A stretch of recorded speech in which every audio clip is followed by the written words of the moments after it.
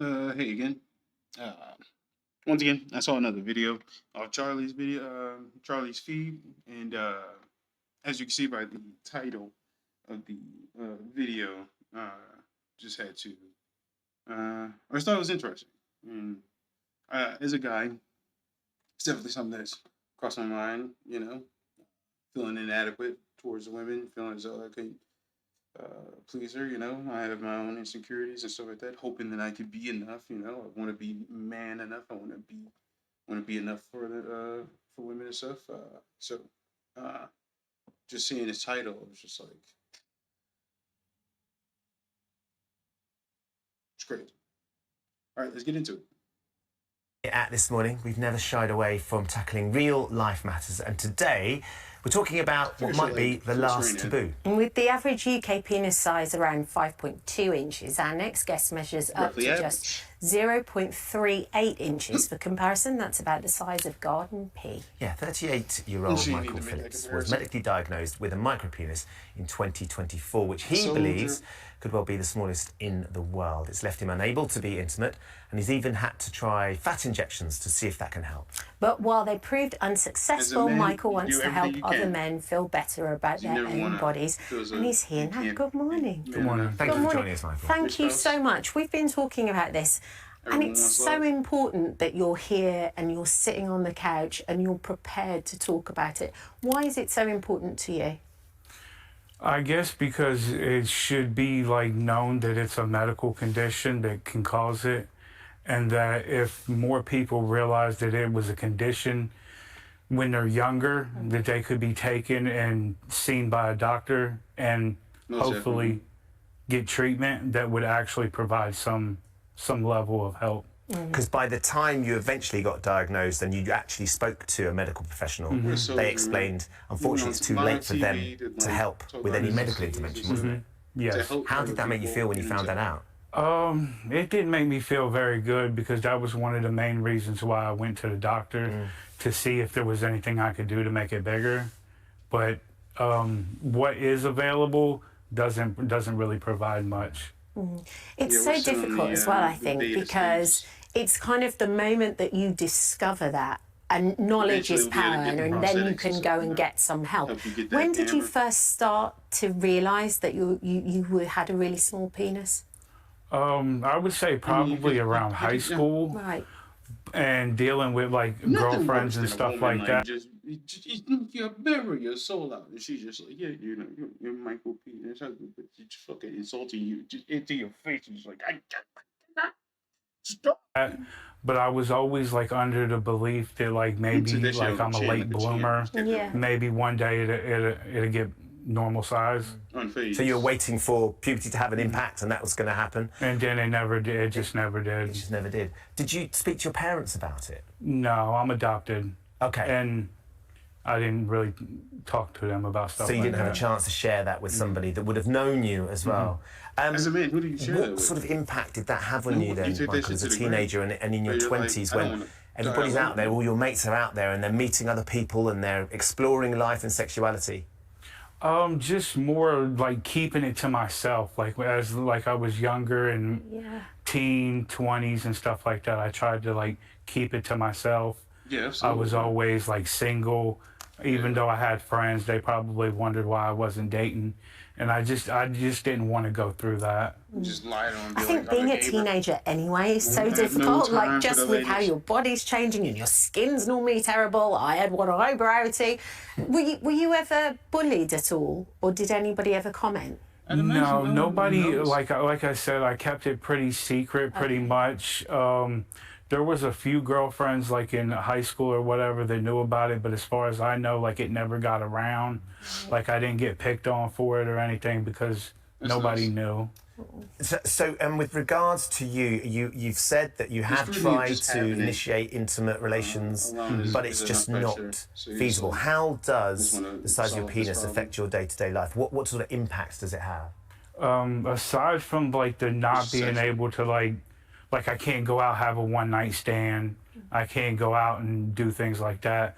But it also affects you with your ability to use the restroom, your confidence, Because you can't urinate standing up, can you? No, even sitting down can be tricky with cleanup and everything. Right. So I think you were saying, and this is something that we'll be able to identify here, if you go to an NFL game or a huge sporting occasion, you need a stall to be able to go to the toilet, and that's not always an option. No, that's not. Michael, what about having relationships as well? Because that must be really tricky as to kind of when to broach the subject, when to say something. What do you say when you do that? How do you handle that? I've probably tried every way possible. Like, you can be upfront. Just pleasure them in other means and stuff. You just hope that's enough, but I mean, that's not. And it never really is. A lot of women have left men because of like ED and stuff like that. So it's always a fear of men and stuff to be like not good enough for their women, quote unquote man enough for their women all throughout their lifespan and stuff. So all men have this problem. We all fight this, man. We don't want it. We want it. We want to be men for our women.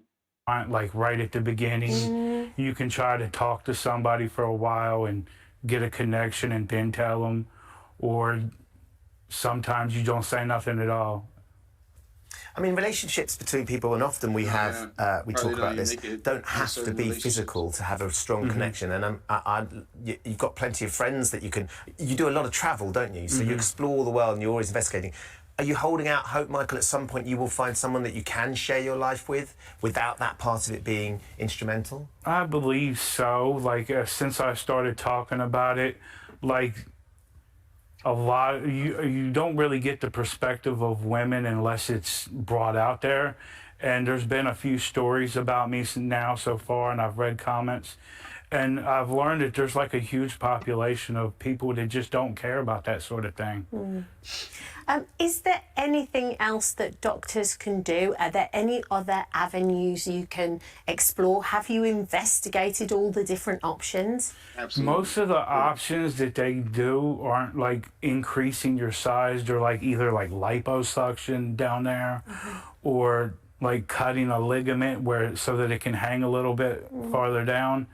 But in every instance, whatever they did, I would still, like, the max you can gain is like an inch and a half, and I'd still be like what is under a micro penis. So then financially, it's quite expensive. It's very expensive for the little bit that you get. Yeah. Right. You have tried, I think, looking at your Instagram, and I think this is when suddenly people started contacting you. You have an amazing Instagram because you travel and you're an art dealer and you show all these incredible adventures you go on. And then all of a sudden you posted about some surgery that you did try. Was it fat injections? Yes, that seemed at the time like the most safest option to try to gain something. Right. But even that, it didn't take. Can you just explain or describe that process to us? What did they do? They took like a piece of like some fat from your thigh and try to inject it in. It's not really to increase your length. It's more trying to increase your girth. Okay.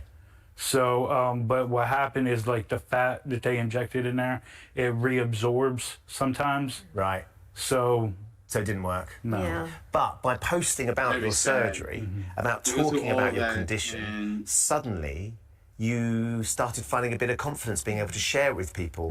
Were you quite nervous when you put it out there for the first time? Were you just like, do you know what, I'm ready to talk about this now? I wasn't really nervous because I put it out there on Instagram for the people that like have been following me for years, and I felt like they were good friends, and it was the safest spot available for me to talk about it. And what was it like for you to receive that positive impact, particularly after for so long being, really secretive and hiding it? What was it like to finally receive some of that positive feedback? It was, to be honest, it was a little shocking because, like, when you're on the internet or you're watching TV, everything's always geared towards women want bigger, women want this, women want that. But then you get to like hear the opinions of actual women, and you find out that that's not the case for all women. And so what would you say, Michael, if somebody is watching this show today or ends up seeing a clip of this online somewhere who may be dealing with a similar condition to you or something else that equally they feel like they have to keep secret or they're embarrassed by, what would you say to them with regards to actually getting some help and talking about it? I would say just find a place where you can talk about it freely or where you feel comfortable, even if it's just one-on-one with somebody.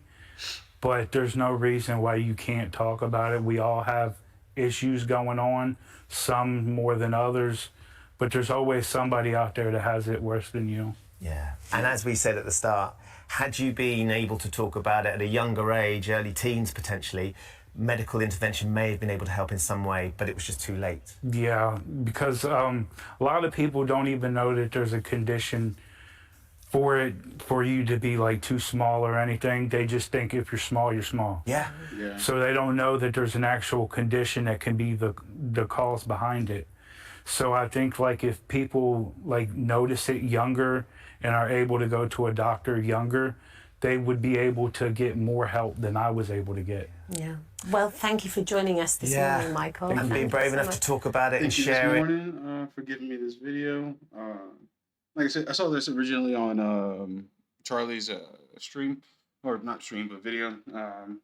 That's why I don't really have too much to say about this. I had already seen this, but I just felt like, man, what a soldier, what an absolute soldier. And then like, I don't know if they said anything, but like, of them having like the actual means to, like, for the results. But I remember in Charlie's video, it said something like they were getting like prosthetics on certain limbs in order to help them in order to fight this. But essentially, we're not at the stage where we have like the prosthetics and stuff at the moment. So unfortunately, a lot of men are, the test subjects. Unfortunately, try to see if some of these methods will help us in the long run. But at the moment, we're just still in the beta stages. That's it.